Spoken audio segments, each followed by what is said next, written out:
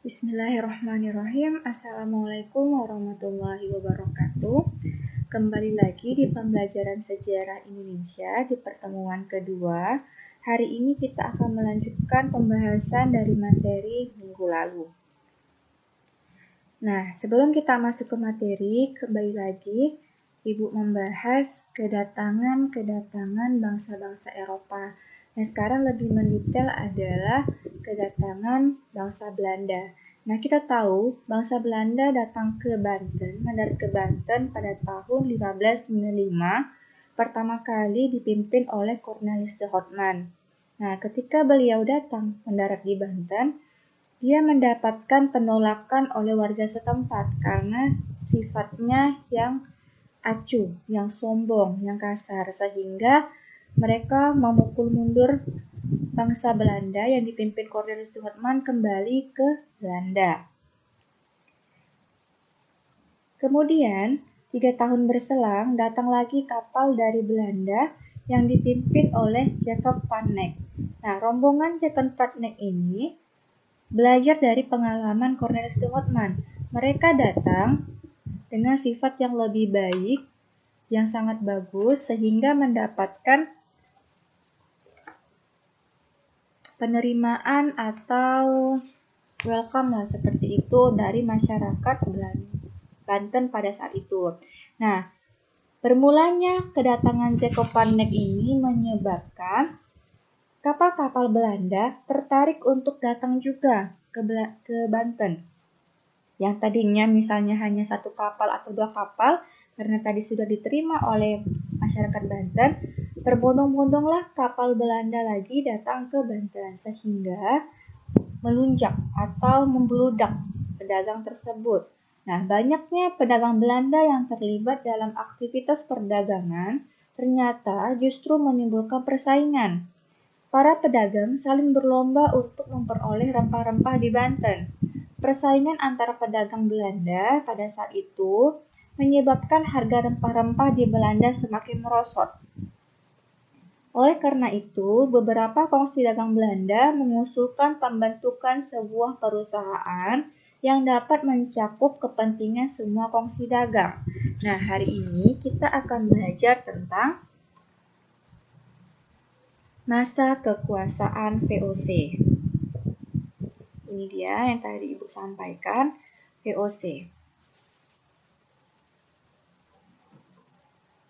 Nah, yang pertama adalah pembentukan VOC. Pada tanggal 20 Maret 1602, para pedagang Belanda mendirikan VOC atau Verenigde Oost-Indisch Compagnie atau Perkumpulan Dagang India Timur yang di dalamnya mencakup kapal-kapal dagang yang tadi untuk menghindari persaingan sehingga mereka disatukan menjadi satu kesatuan. Di masa itu terjadi persaingan sengit di antara negara-negara Eropa, yaitu Portugis, Spanyol, kemudian juga Inggris. Prancis dan Belanda, salah penafsiran. Nah, untuk memperebutkan hegemoni ini adalah dominasi kekuasaan perdagangan di Asia Timur.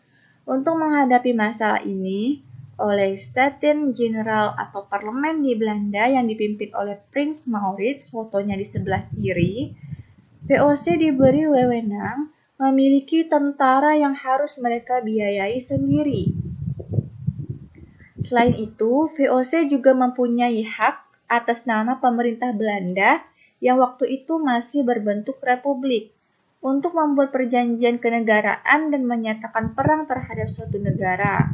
Wewenang ini yang mengakibatkan bahwa suatu perkumpulan dagang seperti VOC dapat bertindak seperti layaknya satu negara. Jadi VOC ini adalah negara dalam negara. Sebenarnya dia bukan negara, tetapi berkuasa seperti negara. Jadi di atasnya adalah kerajaan Belanda, di bawahnya adalah VOC. Nah, negara dalam negara seperti itu.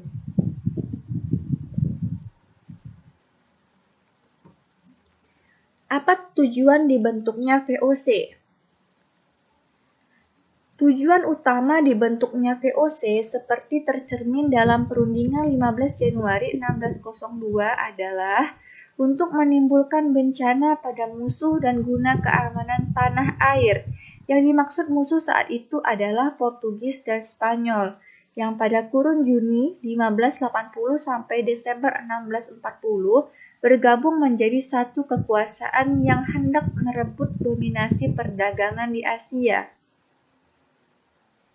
Untuk sementara waktu, melalui VOC, bangsa Belanda masih menjalin hubungan baik bersama masyarakat Nusantara. Jadi, tujuan Belanda pada saat itu bukan untuk menjajah, tetapi awalnya itu untuk membeli rempah-rempah. Sama seperti Portugis atau Spanyol dan Inggris, Belanda juga ingin membeli rempah-rempah. Nah, karena saking murahnya rempah-rempah yang dijual oleh rakyat Nusantara, mau itu di Banten, Maluku, atau sebagainya, mereka itu masih tidak mengenal uang, masih belum mengenal uang, mereka hanya menggunakan koin atau segala macam, ataupun barter. Nah, karena yang dijual ini murah, mereka semakin berbondong-bondong, ingin membeli dan membeli. Nah, tujuannya adalah tadi VOC awalnya itu merangkul rakyat Nusantara. Untuk apa? Nah, menyingkirkan Portugis dan Spanyol supaya mereka itu tidak membeli rempah-rempah di Nusantara. Hanya boleh Belanda saja atau VOC saja yang membeli rempah-rempah tersebut.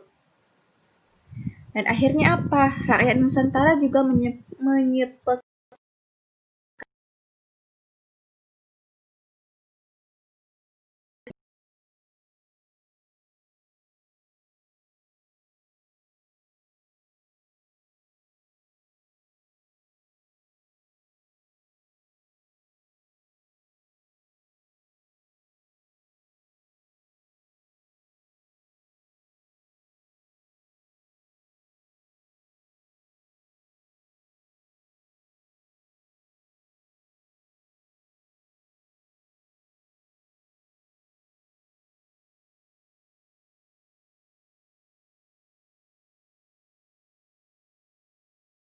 itu dapatnya dari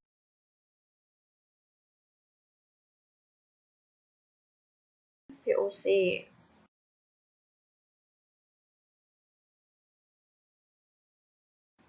Next. Nah, ini pojok kiri atas adalah orang-orang VOC pada zaman dahulu. Nah, anggota VOC tidak hanya berasal dari bangsa Belanda saja, tetapi ada juga yang berasal dari Jerman, Belgia, dan beberapa negara lain di Eropa. Hal inilah yang menyebabkan VOC menjadi organisasi multinasional pertama. Nah, dia tidak hanya orang Belanda saja, VOC ini seperti komunitas pedagang yang di dalamnya itu bergabung banyak negara-negara Eropa lainnya. Pengurus pusat VOC terdiri dari 17 orang yang disebut The Heeren-Zevenschen of Majors, merupakan delegasi dari setiap bagian atau kamers VOC. Proporsi delegasi VOC yaitu Amsterdam, Middelburg, Enkhuizen, Delft, Hoorn, dan Rotterdam. Proporsi itu bagian ya, bagian. Selanjutnya,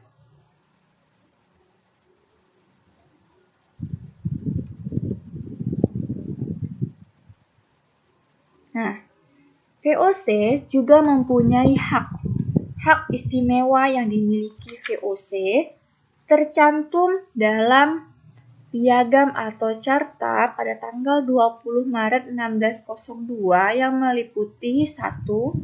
VOC boleh mencetak uang. Kedua, hak memelihara angkatan perang. Ketiga, hak memerintah daerah yang diduduki. Keempat, hak melakukan perjanjian dengan raja-raja. Kelima, hak melakukan monopoli perdagangan rempah-rempah. Oleh karena itu, VOC mempunyai kedudukan paling tinggi setelah diberi hak oktroy, hak khusus ini. Nah, mereka boleh mencetak uang, boleh punya angkatan perang sendiri, boleh memerintah daerah yang diduduki. Misalnya mereka menduduki Banten. Nah, di situ mereka boleh memerintah raja-raja. Nah, disitulah mereka mulai mengadu domba raja-raja satu sama lain. Untuk apa? Nah, untuk tadi mendapatkan suatu wilayah. Nah, diadu domba dulu raja-rajanya. Kelima, perdagangan rempah-rempah. Hanya boleh VOC saja, Spanyol, Portugis, ataupun Inggris tidak boleh melakukan perdagangan rempah-rempah. Dengan hak oktroy, VOC tidak hanya berperan sebagai perusahaan perdagangan, tetapi VOC juga memiliki peran dalam bidang militer dan politik. VOC juga berhasil mengembangkan angkatan lautnya. Keberhasilan tersebut terbukti ketika Angkatan Laut VOC mampu menggeser kekuasaan Portugis di Banten dan Ambon pada tahun 1605. VOC berhasil merebut benteng pertahanan Portugis di Maluku dan mengganti namanya menjadi Benteng Victoria. VOC mengalami kemajuan pesat dalam waktu singkat. Di Indonesia, bagian timur, VOC memusatkan kedudukannya di Ambon. Pada tahun 1605, VOC membantu Sultan Ba'abullah mengusir Portugis dari Maluku. Keberhasilan VOC mengusir Portugis membuka jalan bagi VOC untuk menerapkan monopoli perdagangan di Maluku. Nah, untuk merealisasikannya, kebijakan tersebut akhirnya VOC menerapkan beberapa kebijakan. Nah, ini adalah kebijakan VOC. Yang pertama adalah Hongi Tonsen atau pelayaran Hongi. Kedua adalah ekstirpasi. Ketiga adalah kontingenten. Nah, pelayaran Hongi yaitu pelayaran pantai yang dilengkapi angkatan perang untuk mengawasi para pedagang Maluku agar tidak menjual rempah-rempah kepada pedagang lain dan jika melanggar akan mendapat hukuman berat. Nah, ini pelayaran yang dilakukan untuk melakukan jual beli rempah-rempah di laut ataupun di sungai. Nah, di sini VOC melakukan pengawasan bagi para pedagang jika mereka menjual dagangannya selain dengan VOC atau Belanda, mereka akan kalau ketahuan akan dibunuh atau ditembak. Nah, di sini pengawasannya dilengkapi dengan senjata lengkap. Jadi kalau misalnya di laut ketemu dengan pedagang dari Spanyol atau Portugis yang hendak membeli rempah-rempah di Maluku, mereka akan ditembak si penjualnya, bukan pembelinya ya, si penjualnya. Nah, di situ akhirnya para pedagang tidak berani, jadi akhirnya hanya menjual rempah-rempah tersebut kepada VOC. Kira-kira rugi atau tidak? Nah, pasti rugi. Nah, namanya monopoli, si VOC pasti yang menentukan harganya.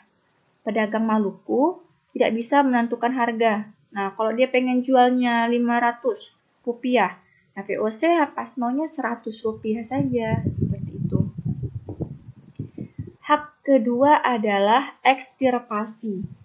Ekstirpasi yaitu menebang tanaman rempah-rempah penduduk agar produksi rempah-rempah tidak berlebihan. Mengapa tanamannya ditebang? Nah, di sini maksudnya tebang pilih.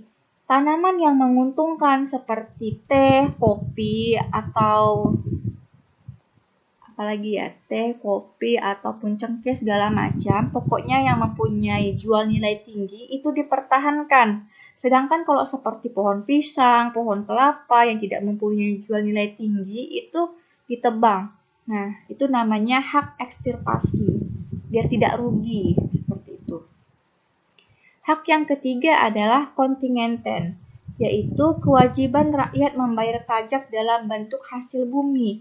Sudahlah perdagangannya dimonopoli, mereka juga harus membayar pajak kepada VOC. Nah, membayar pajaknya ini dengan menggunakan hasil bumi.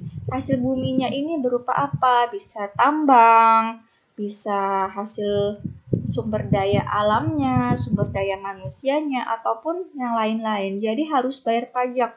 Sedangkan kita tahu daerah tersebut adalah daerah milik rakyat Maluku ataupun rakyat Nusantara pada saat itu. Karena kebijakan VOC inilah mereka harus membayar pajak hasil bumi. Sedangkan mereka belum, karena dimonopoli VOC, mereka tidak mempunyai penghasilan lebih. Mau tidak mau, disitulah bermula rakyat menjadi semakin miskin, dan miskin. Nah, berbagai keberhasilan yang diraih VOC menyebabkan Heeren-Zevenschen atau parlemen yang membentuk VOC kewalahan dalam mengurus keorganisasian VOC. Nah, akhirnya Heeren-Zevenschen atau parlemen tadi memutuskan membentuk kelembagaan baru yang bertugas mengurusi VOC. Pada tahun 1610, Heeren-Zevenschen menunjuk seorang gubernur jenderal yang memiliki tugas mengendalikan kekuasaan di wilayah kekuasaan VOC. Jadi setelah kewalahan tadi, akhirnya mereka mengutus namanya gubernur jenderal. Yang pertama adalah Peter Both. Ini dia. Nah, beliau adalah gubernur jenderal VOC pertama. Nah, namanya pemimpin pasti memiliki kebijakan dalam mengatur atau menjalankan roda pemerintahannya. Nah, kebijakannya di sini adalah 1. Membangun pos perdagangan di Banten dan Maluku. Kedua, memasuki wilayah Jayakarta atau Jakarta sekarang dan menjalin hubungan baik dengan penguasa Jakarta atau Jayakarta pada saat itu, yaitu Pangeran Wijayakrama. Ketiga, membeli tanah seluas 50 x 50 padem. 50 x 50 padem ini satu padem 182 cm. Jadi kalau mau tahu luasnya tinggal dikalikan 182 cm dikali 50, itu adalah hasilnya. Nah, hasil dari tanah tersebut dapat kalian lihat menjadi cikal bakal kota Batavia atau kota Jakarta, ibu kota kita pada saat ini. Jadi 50-50 padem itu hasilnya adalah Jakarta. Mencangkup Jakarta Utara, Jakarta Selatan, Barat, Timur, dan pusat.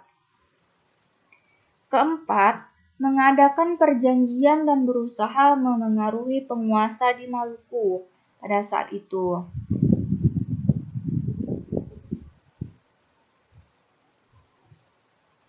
Selanjutnya,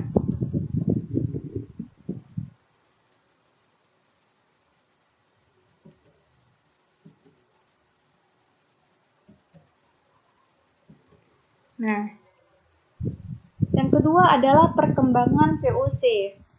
VOC mempunyai gubernur jenderal pertama yang dipimpin oleh Peter Both dari tahun 19 Desember 1610 sampai 6 November 1614. Jadi kira-kira 4 tahun Peter Both menjabat sebagai gubernur jenderal pertama. Setelah Peter Both lengser, beliau digantikan oleh Gerard Reyns yang juga memerintah dalam waktu yang singkat, 7 November 1614 sampai 1615, kurang lebih 1 tahunan. Setelah si Gerard Reyns, selanjutnya pada tahun 1615 sampai 20 Mei 1619, Gubernur Jenderal VOC dijabat oleh Lawrence Riel. Itu orangnya. Nah, pada masa kepemimpinan si Lawrence, VOC berhasil membangun gedung Mauritius di tepi sungai Ciliwung. Setelah si Lawrence Riel diganti lagi oleh Jan Pieterszoon Koen atau yang paling dikenal dengan nama J.P. Koen pada tahun mulai 21 Mei 1619 sampai 31 Januari 1623. J.P. Koen dianggap sebagai peletak dasar kolonialisme VOC di Indonesia. Dalam menjalankan pemerintahan, J.P. Koen memiliki tugas yang sangat berat, yaitu harus merebut Jayakarta dari kekuasaan Banten. Untuk melaksanakan tugas ini, J.P. Koen mengerahkan 18 kapal perang untuk menyerang Jayakarta. Pada tanggal 30 Mei 1619, pasukan ini berhasil menguasai Jayakarta dan membakar isi kota Jayakarta. Selanjutnya, Jepekun membangun kota baru yang diberi nama Batavia di atas puing-puing kota Jayakarta. Nah, saat itulah Batavia menjadi pusat kekuasaan VOC.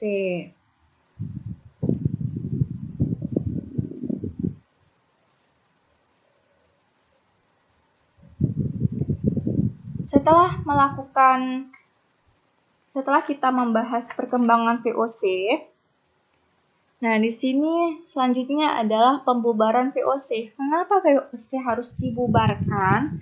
Nah, alasan dibubarkannya VOC adalah sebagai berikut. Yang pertama, banyak pegawai VOC yang melakukan kecurangan dan korupsi. Yang kedua, banyak pengeluaran untuk biaya peperangan, contohnya perang melawan Hasanuddin dari Goa, Kerajaan Makassar pada saat itu. Yang ketiga, banyaknya gaji yang harus dibayar karena kekuasaan yang luas membutuhkan pegawai yang banyak. Yang keempat, pembayaran dividen atau keuntungan bagi pemegang saham turut memberatkan setelah VOC mengalami kekurangan pemasukan. Yang kelima, bertambahnya saingan dagang di Asia, terutama Inggris dan Prancis. Dan keenam, perubahan politik di Belanda dengan berdirinya Republik Batavia 1795 yang demokratis dan liberal menganjurkan perdagangan bebas.